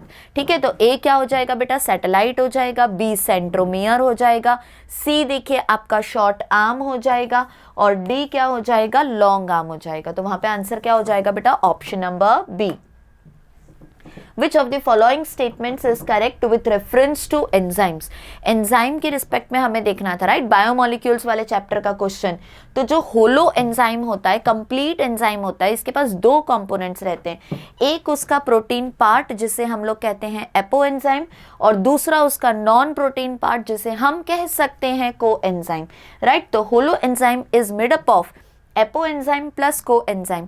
तो करेक्ट डेफिनेशन कौन सी हो गई बेटा? Option number A. For lipids which are correct, आपको पूछा लिपिड्स के लिए क्या स्टेटमेंट करेक्ट है? तो वाटर सल्यूबल नहीं होते, वाटर इनसल्यूबल होते हैं। सम लिपिड्स हैव फॉस्फोरस, बिल्कुल सही, फॉस्फोलिपिड्स के पास फॉस्फोरस प्रेजेंट होता है। Found in only cell membrane, ये सेल मेम्ब्रेन के अंदर ही सिर्फ पाए जाते हैं, बिल्कुल नहीं। तो यहाँ पे देखिए वाटर इनसॉल्युबल है and some lipids have phosphorus, तो 2 and 3 आर करेक्ट, मतलब option number B. Which of the two groups of following formula is involved in peptide bond formation? Peptide bond के लिए कौन फॉर्म करते हैं पेप्टाइड बॉन्ड? CONH bond. यहीं से देख के आपको पता चल जाएगा बेटा, ये पेप्टाइड बॉन्ड फॉर्मेशन के लिए आपका COH and NH2 are utilised. अभी उन्होंने नंबरिंग किया है बेटा, 1, 3 ऐसे नंबर गिवन है, राइट। तो कौन कौन से 1 and 3 इन्वॉल्व होते हैं फॉर पेप्टाइड बॉन्ड फॉर्मेशन? तो option A is the correct answer. Match the following columns, फिर से आपको मैच करना है ये बायोमोलिक्यूल्स का एज इट इज टेबल है, राइट। तो वाटर का कंटेंट कितना रहता है किसी भी सेल के अंदर? तो 70 to 90% आपको क्या मिलता है? वाटर। 10 to 15% आपको क्या मिलते हैं? प्रोटीन्स। तो देखिए बेटा, अब ए के साथ 2 मैच करेंगे और बी के साथ 1 मैच करेंगे। ऐसा कोई मैच हमें दिख रहा है तो ए के साथ हमें 2 मैच करना है और बी के साथ हमें 1 मैच करना है, ठीक है। अभी आप कार्बोहाइड्रेट्स के लिए देखिए बेटा, तो कार्बोहाइड्रेट्स 3% में मिलेंगे, लिपिड्स हमें 2% में मिलेंगे। तो डी के लिए बेटा 5 दिख रहा है और सी के लिए 4 दिख रहा है। ये सारे ऑप्शंस हमारे कहाँ मैच कर रहे हैं? बी वाले ऑप्शन में। तो यहाँ पे करेक्ट आंसर क्या हो जाएगा? B option, right. नेक्स्ट देखते हैं, dinucleotide is obtained by joining. जब डाइन्यूक्लियोटाइड का फॉर्मेशन होता है, 2 न्यूक्लियोटाइड एक दूसरे से बेटा फॉस्फोडाइस्टर बॉन्ड से जब अटैच होते हैं, तो एक न्यूक्लियोटाइड का 3' और दूसरे न्यूक्लियोटाइड का 5' इन्वॉल्व होता है। क्या? कार्बन इन्वॉल्व होता है। तो कौन कौन से कार्बन इन्वॉल्व होते हैं बेटा? 5' एंड 3'। क्या ये याद रहेगा हमें? नेक्स्ट देखिए, the complex formed by a pair of synapsed homologous chromosome. कहाँ पे? जाइगोटिन के स्टेज में। कौन से स्टेज में बेटा? जाइगोटिन स्टेज में। जब आपके होमोलोगस क्रोमोसोम एक दूसरे के साथ पेयर होते हैं तो वो क्या फॉर्म करते हैं? तो वो फॉर्म करेंगे आपके बाइवेलेंट्स, राइट।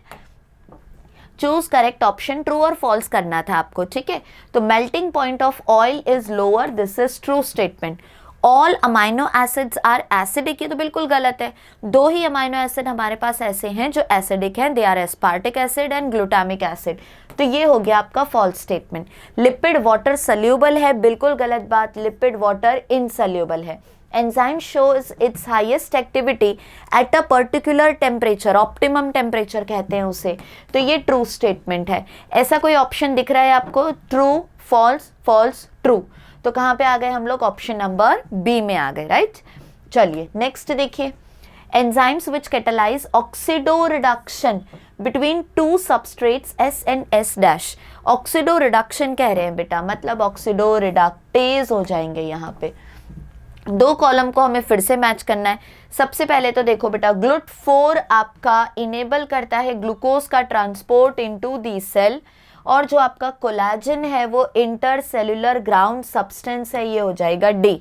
तो D1 और B4, क्या हमें कहीं पे भी B4 D1 दिख रहा है? तो हमें दिख रहा है सी ऑप्शन में। कभी भी बेटा आप जब भी कॉम्पिटिटिव एग्जाम्स में बैठे हैं, कहीं भी एग्जाम्स देने गए हैं, तो मैच द फॉलोइंग के क्वेश्चंस में ऑप्शन को देखते हुए मैच द फॉलोइंग करिए। तो यहाँ पे देखिए, आपके बी के लिए हमने करा 4, तो GLUT4 enables glucose transport into cells, और डी के लिए हमने करा 1, तो कोलेजन मतलब इंटरसेल्युलर ग्राउंड सब्सटेंस। ये ऑप्शंस कहीं और मैच कर ही नहीं रहे, राइट। चलिए मैच द लिस्ट, फिर से वही टाइप का क्वेश्चन। तो स्टेरॉइड आपका हार्मोन है, सी के लिए आपको 1 करना है बेटा, C1 हो जाएगा हमारा। ग्लोब्यूलिन जो है वो एंटीबॉडी है, तो मतलब बी के लिए 3 आ जाएगा। तो B3 हमें एक ही ऑप्शन में दिख रहा है, again it is option number C. In S phase of the cell cycle, अभी एस फेज में बेटा डीएनए रेप्लिकेट करता है, डीएनए रेप्लिकेट करता है, क्रोमोसोम के नंबर सेम रहेंगे, क्रोमैटिड्स के नंबर डबल हो जाएंगे। तो अमाउंट ऑफ डीएनए डबल से ईच सेल सही है, फिर भी हम दूसरा ऑप्शन पढ़ते हैं। Amount of DNA remain same गलत है। क्रोमोसोम नंबर इंक्रीज नहीं होता बेटा, सेम रहता है। Amount of DNA is reduce to half, बिल्कुल गलत है। तो आंसर क्या आ जाएगा? Option A. तो इसी के साथ बेटा हमारा बायोलॉजी का सोल्यूशन हो गया फिनिश। Thank you.